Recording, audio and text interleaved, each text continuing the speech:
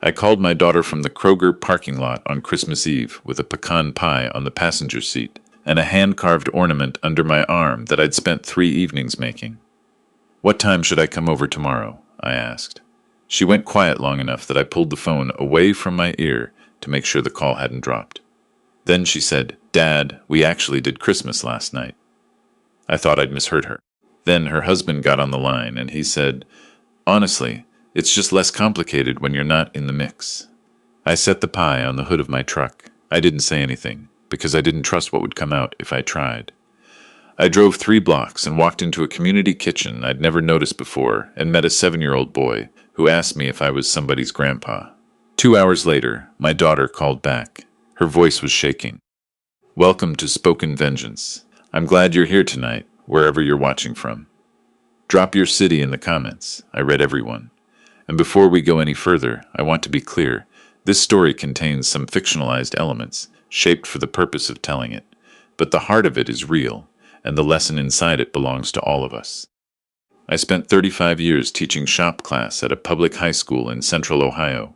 Wood, metal, basic automotive, whatever the kids needed to learn to make something with their hands. I retired 4 years ago, 2 months after my wife Wanda passed. That wasn't the plan. The plan had been to retire together, do some traveling, finally build the workshop addition onto the back of the house we'd talked about since 2009. Wanda had a small spiral notebook. Cardinals on the cover, because she loved cardinals, said they showed up when you needed reminding that someone was still watching out for you, and she kept a running list of everything we were going to do once I was done working. That notebook sits on my kitchen windowsill, where the morning light hits it first. I haven't been able to move it. After she died, I kept going into work for another 2 months, because I didn't know what else to do with myself, and then I retired because staying started to feel like pretending. I sold half my tool collection, kept the other half, and got quiet. You learn a particular kind of quiet when the house stops being a place 2 people share. Our daughter Natalie is 35. She works in marketing for a commercial real estate firm in Columbus. She married Gavin 6 years ago. Gavin works in investment management, which he explained to me once in a way that was designed to sound impressive and which I've never fully understood. He drives a car that costs more than I made in 2 years of teaching and parks it at a careful distance from anything else in every parking lot. He is the kind of man who finds other people's presence inconvenient. For 3 years after Wanda passed, I had been working toward one specific thing. I moved a fixed amount into a dedicated savings account every month. Had been doing it since Natalie was in college, adding when I could and leaving it alone the rest of the time. By last December, it had grown to $290,000. My plan, and I want to be precise about the word plan because it turned out to matter, was to give it to Natalie for a down payment on a house. Not a tax strategy, not an investment arrangement, a place where my daughter could plant something permanent. I had told Natalie about the money the previous spring, over dinner at her house in Westerville. I laid it out plainly, where it came from, what it was for, that I hadn't transferred anything yet but intended to once the paperwork was in order. She cried. Natalie doesn't cry easily. She got that from Wanda, who believed tears were for after, not during. She hugged me hard at the front door when I left and said, "Dad, I don't even know what to say." I drove home thinking that was enough. Just watching her face had been enough. By December, I had bought gifts, wrapped everything, and made Wanda's pecan pie from the index card she'd laminated, because she said recipes that mattered deserved to be treated like they mattered. I had confirmed the Christmas Day dinner with Natalie on the 23rd, 2 o'clock. "Come hungry," she'd said. So when I called from the Kroger parking lot on Christmas Eve, pie in hand, just asking if she needed anything else brought over, I was not prepared. "We already did Christmas last night, Dad." I heard the words. My brain refused to arrange them into sense. "What do you mean?" Gavin's parents drove in from Cincinnati. His sister was in town. It just worked out better to do the dinner Wednesday. "I kept meaning to call you, She stopped. I heard movement on her end. "Can I call you right back?" She didn't call back. Gavin did. "Hey." His voice had the flat, efficient quality he used when he'd decided the shape of a conversation before it started. "Look, Natalie's got a full house right now, and honestly, it's just less complicated when you're not in the mix." Less complicated. I've turned that phrase over many times since that afternoon. Not because it surprised me. Gavin had always managed me like a variable in one of his models, something to be optimized around rather than included, but because he said it the way you state something you've verified and found satisfactory. Not cruel, not even unkind in the conventional sense, just settled. As if my absence from my own daughter's Christmas was a conclusion he'd reached through careful analysis, and was now communicating as a courtesy. Natalie did not take the phone back. "All right," I said, my mouth producing a sound before my voice could crack in a Kroger parking lot on Christmas Eve. I hung up. I sat there for a while, long enough that the windows fogged at the edges. A man in a Santa hat at the cart return was cheerfully untangling two carts that had locked together, fully absorbed in the task, the ordinary world continuing in all directions and taking no notice of what had just happened in my front seat. $290,000 in my account, not touched. My attorney hadn't filed a single document. I started the car and drove north without deciding to. My hands knew the road. The rest of me was still inside that phone call, running it back, looking for a different meaning. 3 blocks from the Kroger, I saw a hand-lettered sign in a low brick building I'd driven past 100 times. Community table. Christmas Eve meal, 4 to 7 p.m. All welcome. Green marker on white poster board, a little crooked, the kind of sign made by someone who cared more about the message than the margins. I parked. I sat with the engine running. Then I turned it off, picked up the pie, and went inside. A woman at the door checked the dish and thanked me with the efficient warmth of someone who has organized important things under difficult circumstances for a long time. She pointed me toward a table where I could leave the pie. That was when I heard the boy. He was standing near a stack of folded chairs, holding the sleeve of an older woman's coat with one fist, looking at a tray of Christmas cookies someone had just set out on a serving table. 7 years old, maybe. Dark hair cut straight across the forehead. His sneakers were clean, but the sole on the left one had begun to separate at the toe, the specific kind of wear that comes from a good shoe used past its intended life. He wasn't reaching for the cookies. He was looking at them with the contained, careful expression of someone who has learned to want things quietly and without assumption. The woman whose coat sleeve he was holding noticed me noticing and stepped forward with her hand extended. Firm grip, silver hair, reading glasses on a cord around her neck. "Lenora Webb," she said, "and this is my grandson Tobias. We call him Toby." She was in her late 60s, well put together in a practical way. A wool coat that had seen better years, sensible shoes, the kind of posture that comes from spending decades presenting yourself professionally. There was a specific tiredness behind her eyes that I recognized, not the tiredness of not sleeping, the tiredness of carrying a problem for so long that you've stopped expecting it to be over. Toby looked up at me with the serious appraisal that 7-year-olds apply to adults they haven't yet decided about. "Are you somebody's grandpa?" he asked. The question landed somewhere I hadn't expected. "Hoping to be someday," I said. He looked at the pie in my hands. "Is that for everyone here?" He didn't ask it the way a child asks if they can have something. He asked it the way someone asks, when they need to know whether the premise of generosity is real, whether a thing that appears to be a gift actually comes with a condition attached somewhere beneath the surface that will eventually make itself known. "It's for everyone in this room," I said. "No conditions." Something moved across his face. Not excitement, relief. The particular unguarded relief of a child who has asked a careful question and received a straight answer. He watched the volunteer carry the pie toward the serving table, and then he looked back at me. I sat down across from Lenora. She had worked 22 years in hospital administration, she told me, then retired in 2020. Her daughter was going through a difficult time. Toby had been with her for 18 months. She said all of it plainly, without asking me to feel anything specific about it. "Where are you living?" I asked. "Transitional housing on the east side. Good program, good people." She glanced toward Toby, who had migrated toward the cookie table and was now explaining something earnest to one of the volunteers. "But it's not a place where a child does homework at the same table every night. You understand what I mean by that." I understood exactly. I told her about a nonprofit I'd heard of through my church, Anchor House, which did stable housing placements for families with children in school. I told her it was worth looking into. I told her I wasn't making a promise, just giving her a name to bring to her caseworker.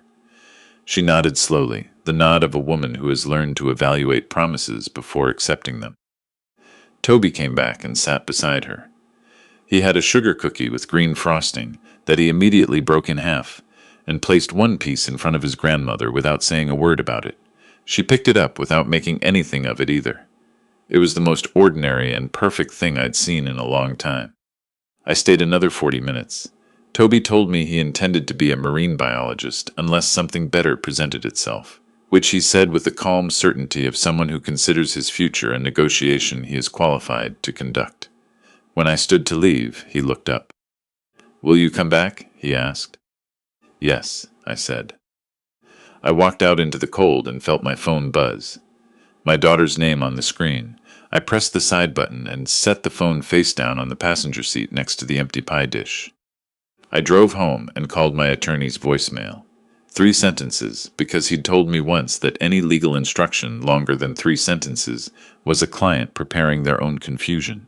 My name, my account number, the instruction to halt all activity on the pending fund transfer until he heard directly from me, with a follow-up in writing by morning. I sent the email from my kitchen table and added one line at the bottom. "Please log the time of this message as documentation of my intent." My daughter called at 8:14 that night, and again at 8:31. At 8:47 Gavin called.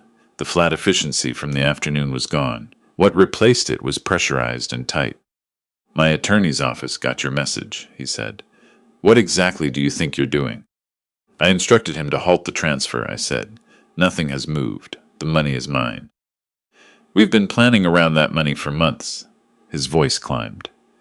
"Natalie has been talking to a mortgage broker. We have a list of properties we've been looking at. You said this was happening." I told her what I intended, I said. "I did not transfer a single dollar. Those are 2 different things." "You're punishing her," he said, "over missing one Christmas dinner." I looked at Wanda's cardinal notebook on the windowsill. "Over one Christmas dinner," I said. "Call me when you want to talk about what actually happened." I hung up. If you've been listening to this story on the Spoken Vengeance channel, leave a 1 in the comments so I know you're still with me. Because what I found out next changed everything I thought I understood about the last 2.5 years. Rodney showed up on Christmas morning with a container of chili he'd made the night before, and the expression of a man who already knew more than he was planning to say right away. He'd lived next door for 20 years. 71, retired postal carrier, moved slower since his hip replacement, but thought faster than anyone I know. He came in, sat at my kitchen table, and ate most of the chili before he said anything that mattered.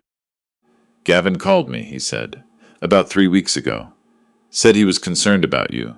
Asked if I'd noticed you being forgetful, whether you'd had any trouble with your vehicle, whether you'd said anything to me that didn't quite track." He looked at me steadily. He used the phrase cognitive changes. The refrigerator hummed. "He asked Paula across the street the same questions," Rodney said. "She told me about it last week. I should have told you sooner. I'm telling you now, because you need the full picture of what you're dealing with. In Ohio, a guardianship or conservatorship proceeding requires a petition to the probate court, a medical evaluation, and a finding that the subject is incapable of managing their own affairs. It is designed to protect vulnerable adults. In the wrong hands, it is a mechanism for seizing legal control of another person's assets by first constructing a paper record that the person is unfit to manage them. Gavin had been asking my neighbors about my memory and my decision-making 3 weeks before I was set to transfer $290,000 into his wife's account. He had been building a file. "Did he say anything about Natalie?" I asked. Rodney's jaw tightened. Said Natalie was worried too, that she'd been concerned for a while. He paused. The way he said it, it didn't sound like worry. It sounded like groundwork. I walked to the window. The cardinal feeder Wanda had hung from the silver maple was empty. I'd forgotten to refill it. I made a note to do it before dark. "There's something else," Rodney said, "about your brother." I turned around. Randall is 61. Lives in Knoxville. We'd been close our whole lives in the way that doesn't require weekly calls because the connection doesn't need maintenance. It runs underground like a utility line, always there even when you can't see it. We stopped talking 2.5 years ago. Natalie had told me that Randall had been saying things about me to people in the family, that I wasn't handling Wanda's death well, that I was making poor decisions, that she was worried about my mental state. I had been hurt, and I had believed her. Because you believe your daughter about your brother, because why would a daughter manufacture something like that? Randall called me 8 months ago, Rodney said. Wanted your new cell number. Said he'd lost touch. He sounded like a man who'd been told something that hurt him and was trying to find out if it was true. He folded his hands on the table. He said Gavin had contacted him.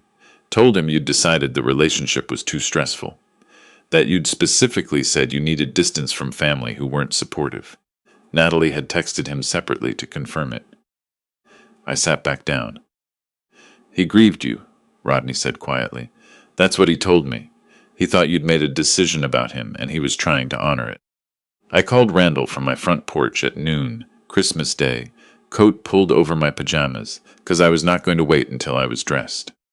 He picked up on the third ring, and the sound of his voice, exactly as it had always been, unhurried and a little worn at the edges the way all the men in our family talk, hit me somewhere I wasn't braced for.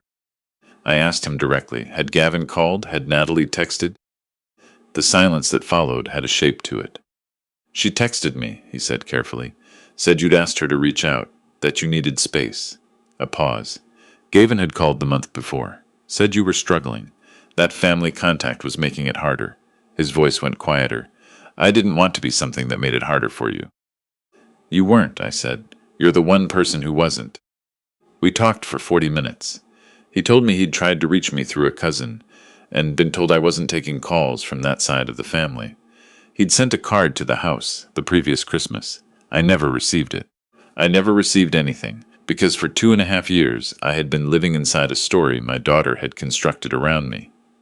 A story where I was fragile and suspicious and better managed than consulted. A story that cleared the path toward my finances, and eventually toward something more formal than that. Come up for New Year's, I said. Bring everyone. I already know the drive, he said. Natalie and Gavin came to the house on the 27th. Gavin carried a poinsettia. Natalie held a wrapped gift. They both wore the careful expressions of people who had practiced being sincere and were confident in the delivery.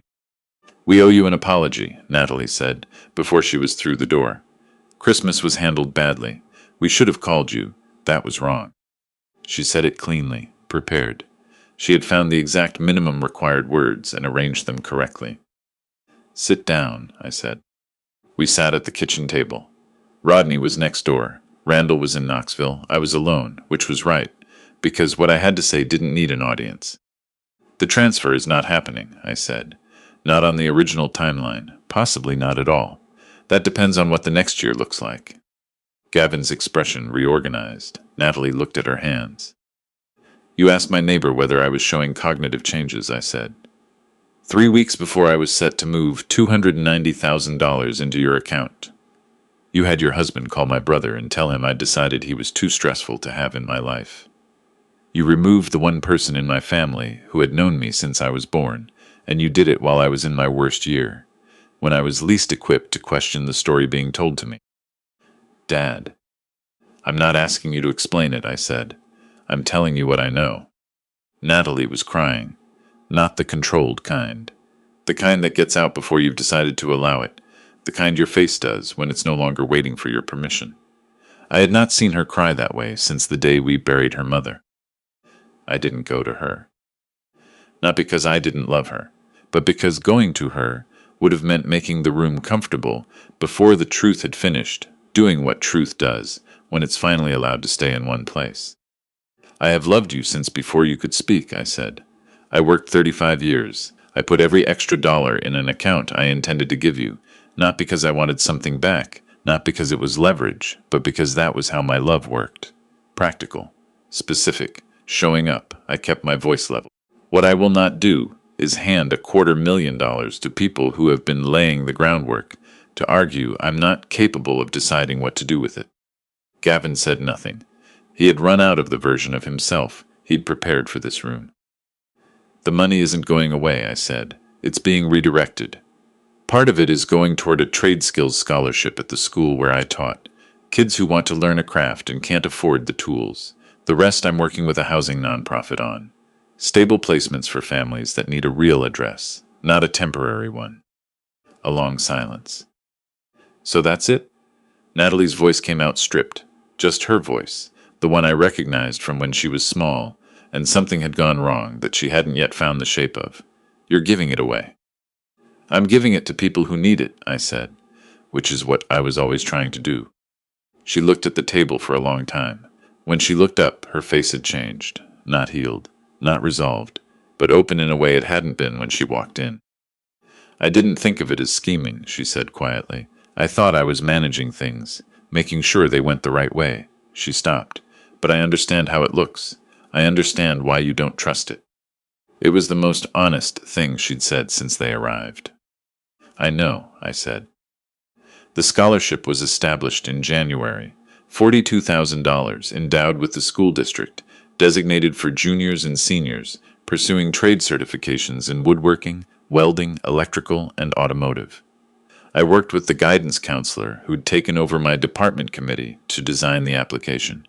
She was half my age and understood exactly what a shop teacher leaves behind when he goes. I named it after Wanda. She would have argued against it. She would have said the kids didn't need to know who funded it, they just needed the funding. She would have been right. I named it after her anyway. Some arguments I have with Wanda I intend to lose.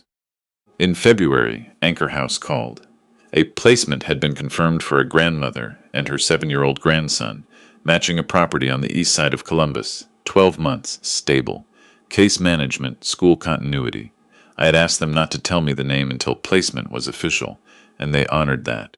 But the first Saturday of March, I went back to the community table to volunteer, and Toby was at a folding table with a new pencil and a drawing of a great white shark he'd made for a school project. We have a house, he said, with a yard. I heard something like that, I said. He looked at me with the appraising seriousness he applied to adults he was still deciding about. Our neighbor has a dog, he said. We're thinking about asking if we can pet it. That's a solid plan, I said.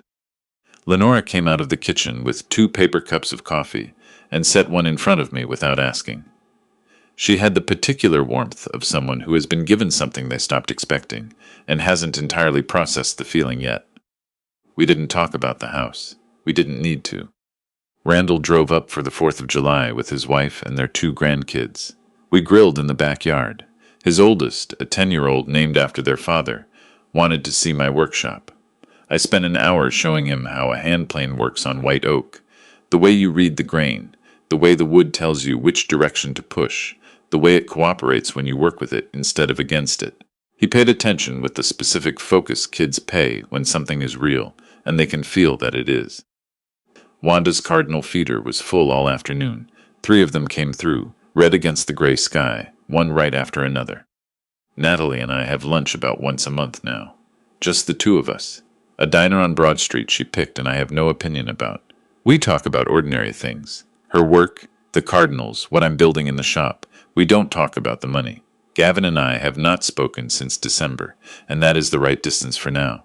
Some spaces, when you measure them honestly, turn out to be exactly the size they need to be. These stories are never just one family's. Every story like this carries something that belongs to all of us. If this one stayed with you, if it changed something in how you see your own table, your own people, your own history of giving until you disappeared, leave a comment. Share it with someone who needs it. And subscribe so you're here for the next one. I have thought many times about what I would say to a man sitting in a parking lot on Christmas Eve, holding a pie for a table that had decided it was less complicated without him. Here is what I'd tell him.